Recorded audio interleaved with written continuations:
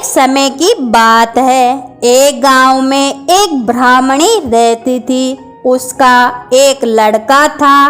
एक दिन वह लड़के से बोली कि बेटा कुछ काम करो जिससे अपना निर्वाह हो सके। तब लड़का गाय वालों की गायें चराने लगा। एक दिन लड़का पशुओं को पानी पिलाने घाट पर गया। वहाँ स्त्रियां स्नान करके दशा रानी के गंडे ले रही थी। उनका एक गंडा अधिक था। उनमें से एक ने कहा कि लड़का किसी उच्च वर्ण का हो तो उसी को गंडा दे दो। फिर स्त्री ने पूछा कि तुम कौन से वर्ण के हो? वह बोला कि हूँ तो मैं ब्राह्मण, पर कोई काम न मिलने के कारण गाय चराता हूँ।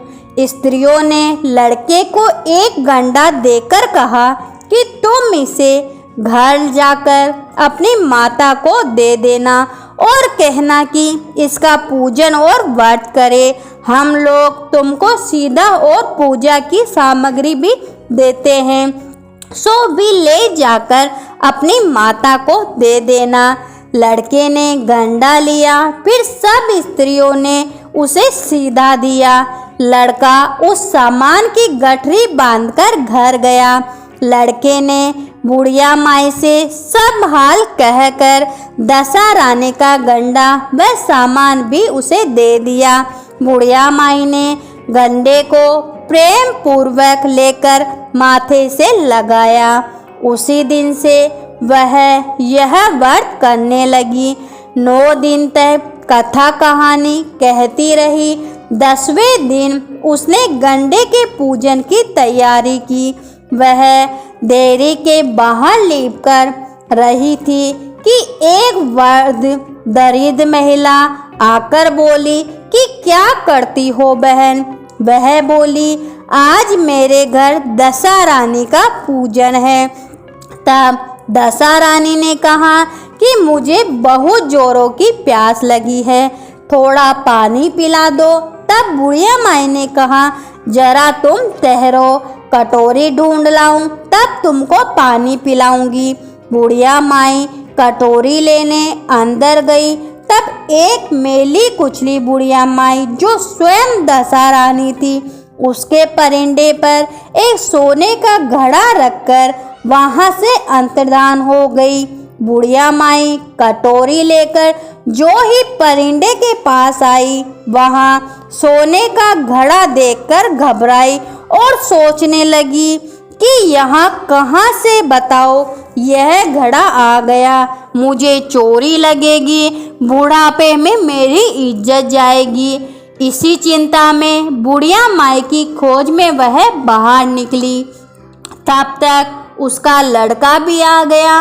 वह लड़के से बोली एक बुढ़िया माई न जाने कहाँ से आई और सोने का घड़ा रखकर चली गई। लड़के ने कहा कि वही तो दशा रानी थी, उन्होंने यह घड़ा तुमको दिया है। अब की बार जो भी आवे उनका अच्छी तरह से स्वागत करना। अब बुढ़िया माई नदी में नहाकर आई तो सामने सोने का घड़ा भरा दिखाई दिया और उत्तम वस्त्र एक किनारे पर रखे थे।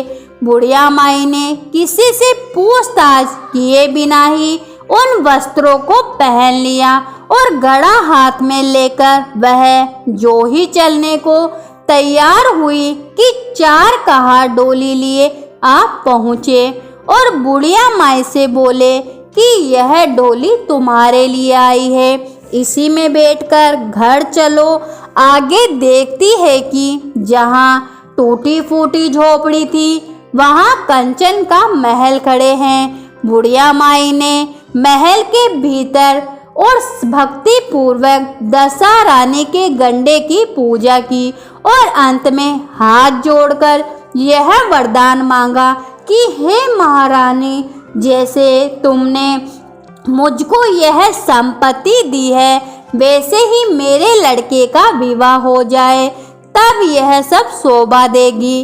कुछ दिनों के बाद लड़के का विवाह हो गया और बहुत ही सुंदर सुशील बहू घर में आ गई। तब बुढ़िया माई दशा रानी से दूसरा वरदान मांगती है कि जैसे मेरे बहू बेटा है वैसे ही पोते भी मैं पाऊं। कुछ दिनों के बाद बुढ़िया माई के लड़के को भी लड़का हो गया। एक दिन बुढ़िया माई ने बहू को समझाया कि मेरी यह सब संपत्ति दशा रानी की दी हुई है, उन्हीं की कृपा से तुम भी इस घर में आई हो। यदि मैं मर जाऊं और कभी एक मेली कुचली बुढ़िया माई तुम्हारे घर आए तो उसका नियम पूर्वक स्वागत करना। यदि उसकी नाक बहती हो तो उसे आंचल से छोर से पोंछना, घिन नहीं करना। जब कभी दशा रानी के गंडे पड़े तब उनको अवश्य लेना और श्रद्धा पूर्वक उनकी पूजा करना। जब कभी तुम पर कोई संकट पड़े तब सुहागिनी को न्योता देना। दशा रानी की कृपा से तुम्हारी सारी इच्छाएं पूरी होगी। कुछ दिनों के बाद बुढ़िया माई मर गई। तब दशा रानी ने सोचा कि चलकर देखना चाहिए कि अब बहू के सास के वचनों का कहाँ तक पालन करती है। अब वह एक वर्दा बिखारने का वेश धारण करके दशा रानी उसके घर पर आई। उन्हें देखते ही बहू उठकर खड़ी हो गई, पांव छुए, दंडवत किया और अपने बालक को उसकी गोद में डाल दिया। उसकी ऐसी श्रद्धा भक्ति को देखकर दशा रानी ने आशीर्वाद दिया कि तेरी धर्म बुद्धि हो, भगवान सदा तेरा भला करे, भंडार भरपूर रहे, कभी किसी बात की चिंता तुझे न हो, जो इच्छा करे सो फल पावे। दशा रानी ने जैसी कृपा दृष्टि बुढ़िया माई ब्राह्मणी पर की वैसे सब पर करना, सबकी मनोकामना पूरी करना। तो बोलो दशा रानी की जय हो।